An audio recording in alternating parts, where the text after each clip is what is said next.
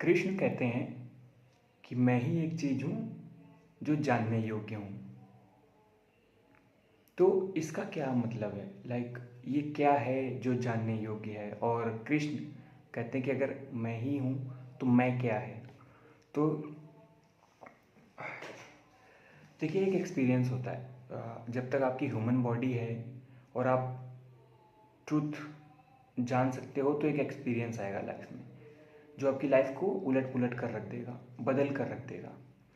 तो वैसे ही कृष्ण कहते हैं कि मैं ही एक चीज़ हूँ। मतलब जो चेतना है इस दुनिया में, जो कॉन्शियसनेस है, जो एक लाइट है जो हर एक चीज़ को इग्नाइट कर रही है, चला रही है, वही एक ऐसी चीज़ है जो जानने योग्य है।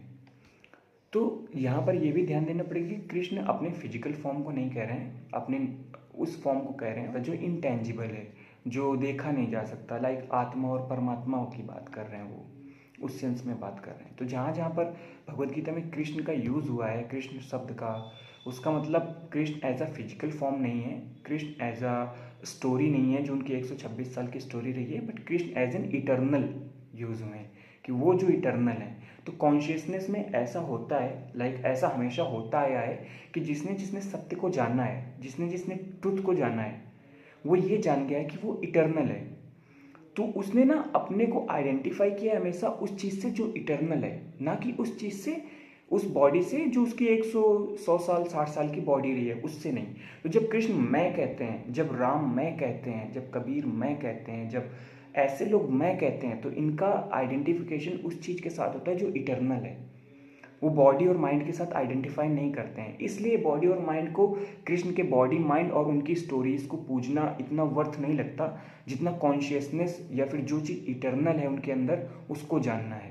तो इसीलिए कहते हैं कि जो चीज़ इटर्नल है उसको जानना है, वही एक चीज़ है ऐसी जिसे जाना जा सकता है, जो जानने योग्य है। तो कृष्ण कहते हैं कि मैं एक ऐसा चीज़ हूँ जो जानने योग्य हूँ। अब जो इन्फॉर्मेशन हम लोग भरते रहते हैं दिमाग में, इधर ये चल रहा, वहाँ पर ये न्यूज़ हो गई, वहाँ पर ये एक्टर है, ये एक्ट्रेस है, ये इन्फॉर्मेशन लाइक जानने योग्य इन्फॉर्मेशन नहीं है। ये इन्फॉर्मेशन है कि आप जान लो और आप दिमाग में भर सकते हो, नो इशू। बट ये चार लोगों के बीच में आपको स्मार्ट बनाने के अलावा कुछ नहीं करेगी, आपकी लाइफ में ट्रांसफॉर्मेशन नहीं लाएगी। बट जो कृष्ण बात कर रहे हैं ना कि मैं ही जानने योग्य हूँ, तो वो जो चीज़ है, वो जब आप जानोगे ना, और एज एन बॉडी जानोगे, जब आप एक फिजिकल फॉर्म में होकर जानोगे, जैसे अभी हम ह्यूमन हैं, ह्यूमन फॉर्म में होकर जानेंगे, तो एक बहुत ही ट्रिमेंडस एक्सपीरियंस आएगा हमारी बॉडी में। उसकी वजह से क्या होगा कि वो जानने योग्य वाली चीज़ तुम्हारी लाइफ को पूरा ट्रांसफॉर्म करके रख देगी, पूरा बदल के रख देगी, उलट पुलट हो जाएगा सब कुछ।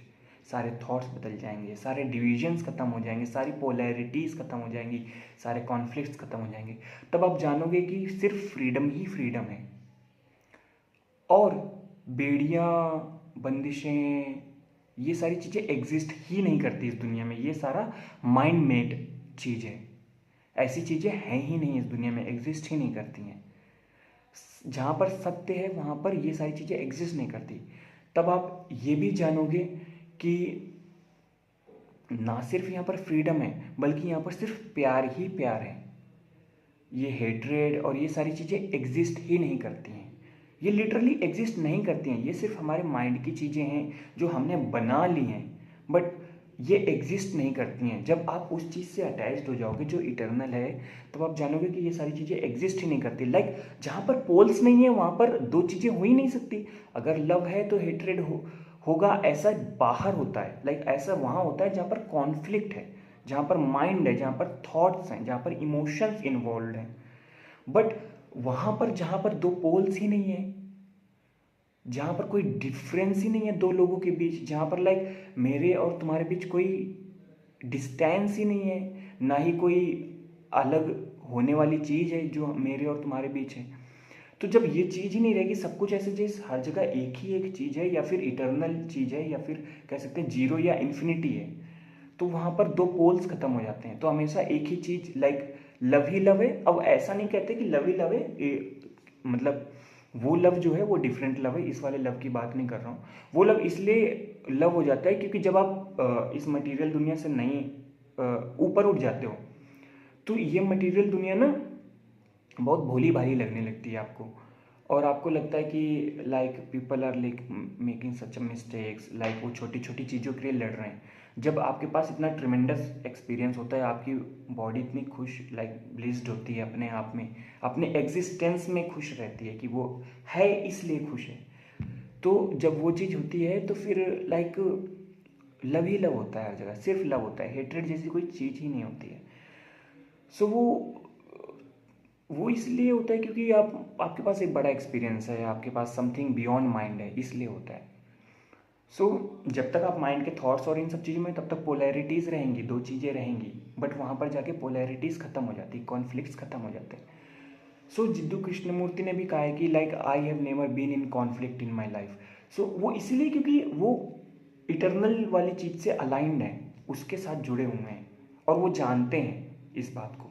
जुड़े हम भी हैं बट हम जानते नहीं हैं, बस इतना डिफरेंस है। तो इसीलिए वो कहते हैं, कृष्ण कहते हैं कि मैं ही एक चीज़ हूँ जो जानने योग्य हूँ। तो जिस चीज़ से हम भी जुड़े हैं, जो हमारे अंदर भी है, वही एक चीज़ है जो जानने योग्य है इस दुनिया में। वो इसलिए जानने योग्य क्योंकि उसके जानने मात्र से लाइफ ट्रांसफॉर्म हो जाएगी। वो सारी पोलैरिटीज़, डाइकोटोमीज, डुअलिटीज़, कॉन्फ्लिक्ट्स, हेट्रेड, फालतू की चीज़ें, ये सारी चीज़ें जो है ना माइंड मेड, जो माइंड में रकस है, जो माइंड को सफ़र करने में मजबूर कर देता है, वो सारी चीज़ें ख़त्म हो जाती हैं। तो ये जो ट्रूथ होता है ना, ये इतना वास्ट होता है कि इसको ना आप वर्ड्स में नहीं रख पाओगे, क्योंकि बियॉन्ड माइंड है। बियॉन्ड माइंड चीज़ माइंड की चीज़ों में नहीं आएगी, सिंपल चीज़ है। तो आप इसे वर्ड्स में नहीं रख पाओगे। तो इसके लिए क्या होता है कि जब आप ट्रूथ को जान जाओगे, जब आप लाइक ये पूरा एक्सपीरियंस आपको हो जाएगा, तो आपको ना इस दुनिया की इक्वेशंस पता चल जाएंगी। इक्वेशंस क्या होता है? जो सेंटर होता है जिससे हर चीज़ ओरिजिनेट हो रहा है, जिनको लेकर पूरी दुनिया बनी है, वो इक्वेशंस पता चल जाएंगी। तो अब यहाँ पर मैं लिंग्विस्टिक इक्वेशंस की बात करूँगा। लिंग्विस्टिक इक्वेशंस क्या होती हैं? लिंग्विस्टिक इक्वेशंस वो इक्वेशंस होती हैं जो एक ट्रांसफॉर्म्ड इंसान, या फिर वो जो कृष्ण को जान गया, कृष्ण मतलब वो फिजिकल फॉर्म नहीं, बट वो कॉन्शियसनेस वाली फॉर्म जो इटरनल है, उसको जान गया। वो जब इंसान अपने उन समझी हुई इक्वेशंस को, जानी हुई इक्वेशन को शब्दों में रखता है दुनिया को दिखाने के लिए, तो उससे कहते हैं लिंग्विस्टिक इक्वेशंस। बेसिकली ये कई शब्द नहीं है, मैं रख रहा हूँ ये शब्द लिंग्विस्टिक इक्वेशंस। ये इसलिए रख रहा हूँ ताकि आगे हमें समझने में ईजी हो कि हम मेटाफर्स क्यों यूज़ करते हैं। नाउ अब ये जो लिंग्विस्टिक इक्वेशंस होती है, जैसे मैथमेटिकल इक्वेशंस होते हैं, उसको प्रूव करना होता है। तो जो लिंग्विस्टिक इक्वेशंस होती है ना, इसको प्रूव करना इम्पॉसिबल है। तो क्योंकि लैंग्वेज ही नहीं एग्जिस्ट करती beyond mind. Beyond mind language है ही नहीं, सिर्फ एक एक्सपीरियंस है जिसने आपको दिखा दिया कुछ ऐसा, तो जो आप जान गए, वो जानने योग्य वाली चीज़ें जान गए, और अब आपको सारी चीज़ें लाइक पता है, यू नो द सीड। तो अब उसके बाद क्या हुआ कि आपके पास ऐसा सिर्फ दिमाग में कुछ शब्द हैं जिनकी वजह से आप उन इक्वेशंस को फ्रेम करके दूसरों को बता सकते हो, जो कि बहुत ही छोटा फिनोमिना है। लाइक ये अर्थ कितनी छोटी है, उस अर्थ में भी हमारे कितने छोटे एक्सपीरियंसेस हैं, तो वो एक बहुत छोटा फिनोमिना है, और इतने बड़े फिनोमिना को रखना बहुत मुश्किल है छोटे से लाइक शब्दों में। तो बट स्टिल सारे लोग ट्राई करते हैं ताकि लाइक दूसरों तक बात जाए, वो भी समझे, उस एक्सपीरियंस को जाने। शेयर करने वाली चीज़ है एक्सपीरियंस, जानने वाली चीज़ है ये। तो जब उन इक्वेशंस को जो समझी गई हैं, जानी गई हैं, उनको शब्दों में रखा जाता है, तो वो लिंग्विस्टिक इक्वेशंस बन जाती हैं। और लिंग्विस्टिक इक्वेशन प्रूव नहीं हो सकती हैं, तो उसको प्रूव करने के लिए हम मेटाफर्स यूज़ करते हैं।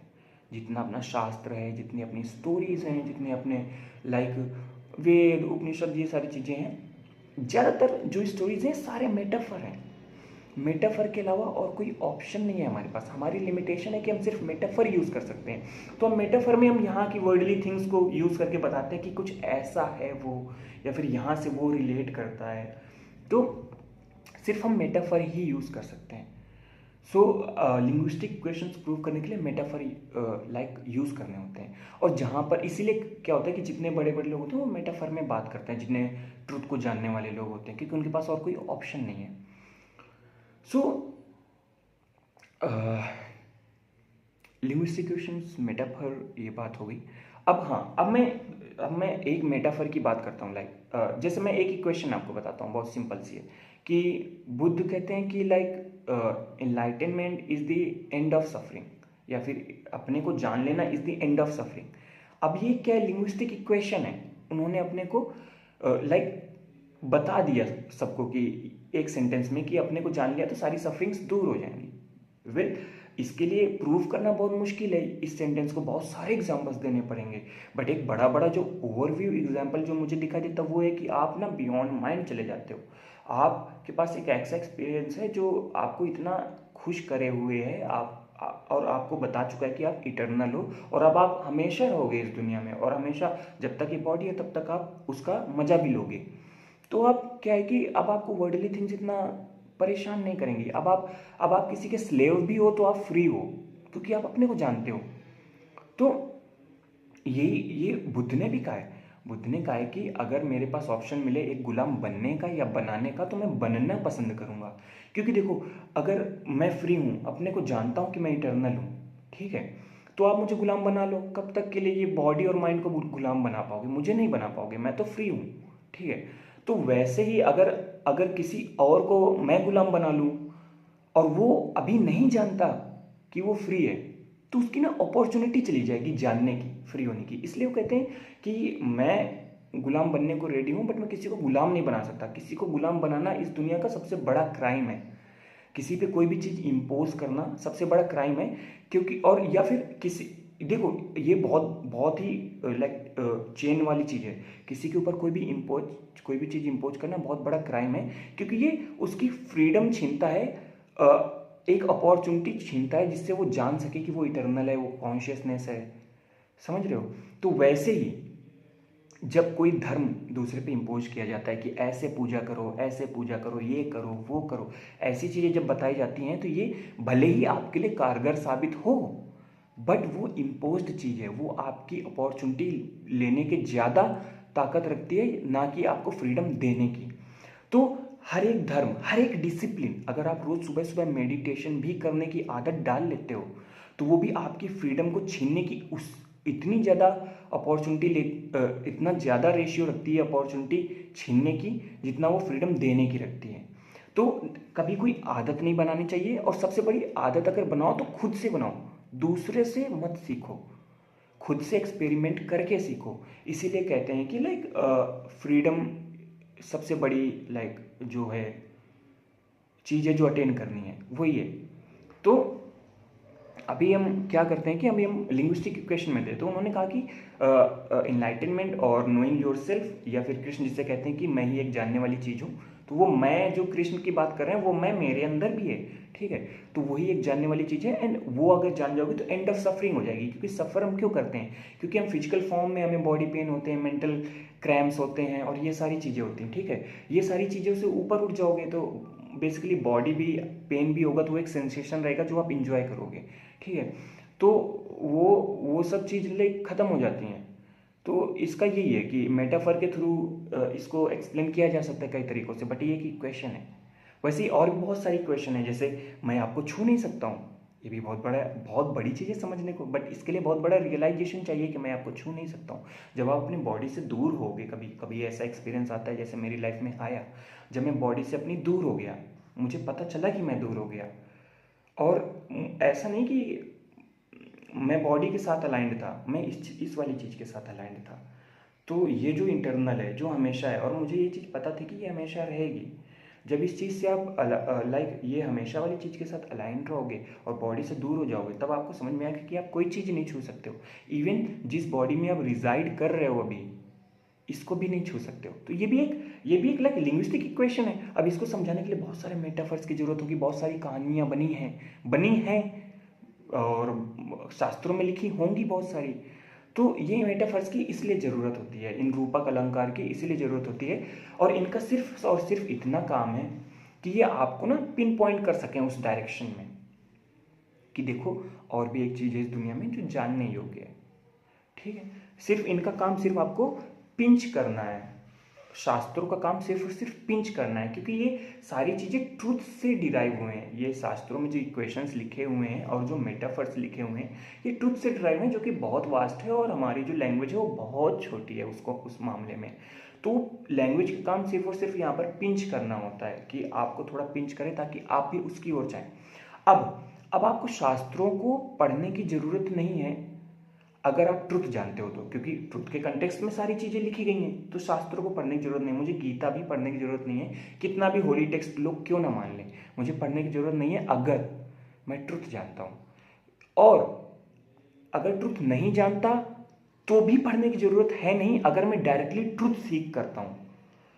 क्योंकि इनका काम सिर्फ और सिर्फ आपको कन्फ्यूजन क्रिएट करना है आपके माइंड में, आपको थोड़ा कॉन्फ्लिक्ट में डालना है, आपको थोड़ा अंदर से क्रैम्प्स देने हैं, अंदर से एक फीलिंग देने की नहीं यार कुछ और भी है जो नहीं पता। ये पिंच करने का काम है इनका। अगर आप पहले से ही पिंच्ड हो, पहले से ही आप हर्ट हो, या फिर आप पहले से ही आपके अंदर एक आग है जल रही है और आपको थोड़ा बहुत ऐसा एहसास है कि नहीं कुछ और है जो जानने योग्य है, और आप डायरेक्टली ट्रुथ की ओर जाते हो, तो भी इन्हें पढ़ने की जरूरत नहीं है। तो शास्त्रों को पढ़ने की जरूरत नहीं है। शास्त्र का जो इन्फॉर्मेशन है उसको दिमाग में रखकर अपने आप को स्मार्ट समझना उतना ही स्मार्ट बता सकता है आपको, जो उन फूल्स के बीच में आप स्मार्ट बन सकते हो जिनको लगता है कि इन्फॉर्मेशन होने से बहुत ज़्यादा आप जानकार इंसान बन जाते हो। नहीं, बिल्कुल नहीं बनते हो सकता है एक बंदा सत्य को जानता हो बट उसके पास शब्द ही ना हो बोलने को, उसे आंसर्स देने ही ना आते हो, बट वो सत्य को जानता है, उसको सारी क्वेश्चंस पता है बट उसके पास लैंग्वेज नहीं है बोलने को। एक तो वो भी इस पर्सन से जिसको सारे शास्त्र याद हैं, इस पर्सन से भी ऊपर है, क्योंकि वो सत्य को जानता है। और वो उसके और शास्त्र वाला बंदा उसके सामने बिल्कुल कुछ नहीं जानता, कुछ भी नहीं जानता। तो इसीलिए कहते हैं कि जिस चीज़ को डिराइव करके ये जिस चीज़ को कंटेक्स्ट में रख के लिखा गया है ना शास्त्र, वो सत्य है। उसको अगर आप डायरेक्टली जान लेते हो तो ना इनको पढ़ने की जरूरत है। ठीक है, तो बेसिकली यहाँ पर क्या है कि ये जो शास्त्र वाली इन्फॉर्मेशन है ये आपको चार लोगों के बीच स्मार्ट बनाती है, वैसे ही जैसे मैं हॉलीवुड के बारे में जान के अपने दोस्तों के बीच स्मार्ट बनने की कोशिश करता हूँ। उससे ज़्यादा कुछ नहीं है ये, उससे ज़्यादा कुछ नहीं। अगर ये आपके अंदर पिंच नहीं कर रही है पढ़ने पे, अगर आपको कह नहीं रही है कि आप भी सीख करो, आप भी कुछ देखो, बैठो शांति से, ढूंढो कहाँ क्या है, जब तक आप शास्त्र आपके लिए वो नहीं कर रहे और आपको लग रहा है कि आप शास्त्र पढ़ रहे हो, आपका दिमाग ग्रो हो रहा है, तो ये इन्फॉर्मेशन उसके इक्वल है जितना कि हॉलीवुड में 4-5 स्टार्स के नाम जान लेना मेरे लिए। क्योंकि दोस्तों के बीच स्मार्ट बनने के अलावा इसके अलावा मैं इसका कुछ नहीं कर सकता। मेरी लाइफ ट्रांसफॉर्म नहीं कर रहे हैं शास्त्र की इन्फॉर्मेशन, मेरी लाइफ ट्रांसफॉर्म नहीं कर रही है। और हॉलीवुड बॉलीवुड इनके कैरेक्टर्स न्यूज़ बहुत सारी जानना ये लाइफ भी ट्रांसफॉर्म नहीं कर रही है, ये सिर्फ मुझको थोड़ा सा स्मार्ट बना रही है लोगों के बीच। और सारे लोग ही बेवकूफ़ हैं, जब कोई भी कुछ नहीं जानता है तो उनके बीच में स्मार्ट बन के भी मैं क्या करूँगा, अंधों में काना राजा, समझ रहे हो। तो ऐसा होता है। तो जो लोग ट्रुथ जानते हैं, हो सकता है वो बहुत अच्छा बोल ना पाए, हो सकता है उनके पास लैंग्वेज ना हो, बट वो जानते हैं। उसमें उस जानने में लैंग्वेज नहीं है, ट्रुथ अपरिभाषित है और अभाषित भी है, वो भाषा में रखा भी नहीं जा सकता।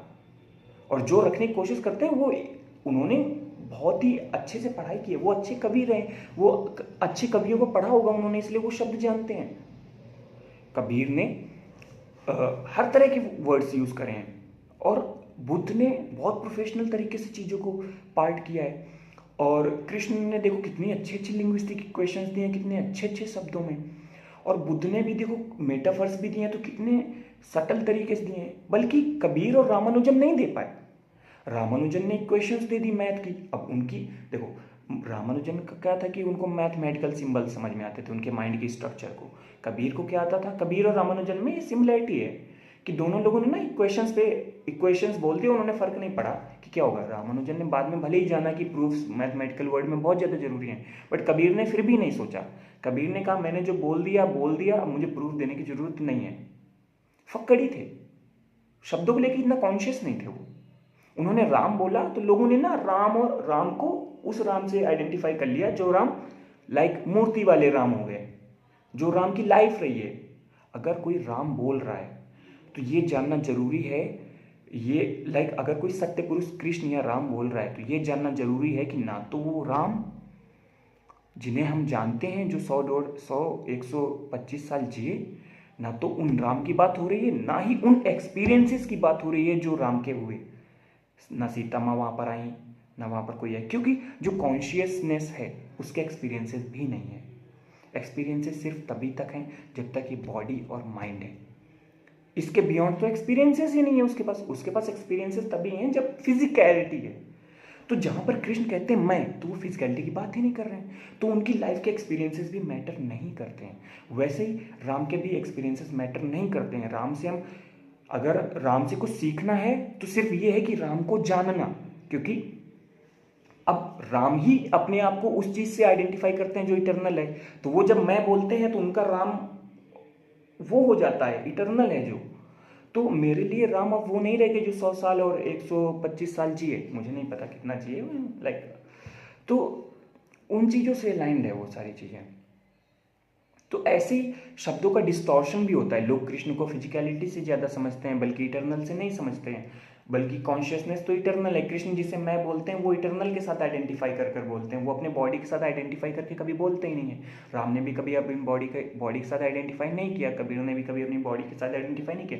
जो जानता है कि मैं बॉडी नहीं हूँ वो क्यों आइडेंटिफाई करेगा? और वो भी जो जानता है कि मैं इटर्नल हूं तो वो 100 साल की चीज के साथ क्यों आइडेंटिफाई करेगा? इट्स लाइक कि आप कोई कपड़ा पहनते हो एक दिन के लिए, आप कहते हो कि मैं कपड़ा हो गया, वैसा है। नहीं, आप कपड़ा नहीं हो गए। तो लिंग्विस्टिक इक्वेशंस और मेटाफर, ये एक टॉपिक था। इसमें जो मैं बात करना चाहता था ट्रुथ के एक्सपीरियंस के थ्रू। अब इसमें एक जो सबसे बड़ा मेटाफर है, जो मैं मुझे सबसे अच्छा मेटाफर लगता है और मैं चाहता हूं कि सबको जानना चाहिए, वो है संतरे का मेटाफर।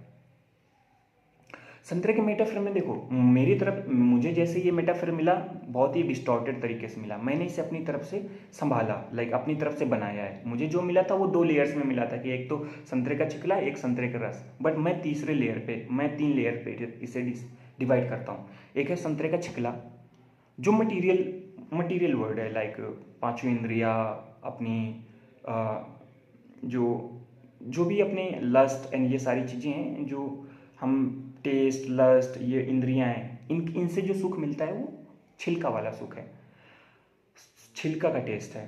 बाकी इसके अंदर जो है रस है, रस वाला पार्ट है। वो रस वाला पार्ट अगर आपको मिलता है कभी, तो वो 1/3 है उस वाले एक्सपीरियंस का जो ट्रुथ है। तो रस वाले पार्ट में भी बहुत सारे एक्सपीरियंसेस आते हैं। ऐसा नहीं कि आप डायरेक्टली ट्रुथ को जान जाते हो, नहीं, आपकी लंबी प्रोसेस होती है और आप रस वाले पार्ट से गुजरते हो।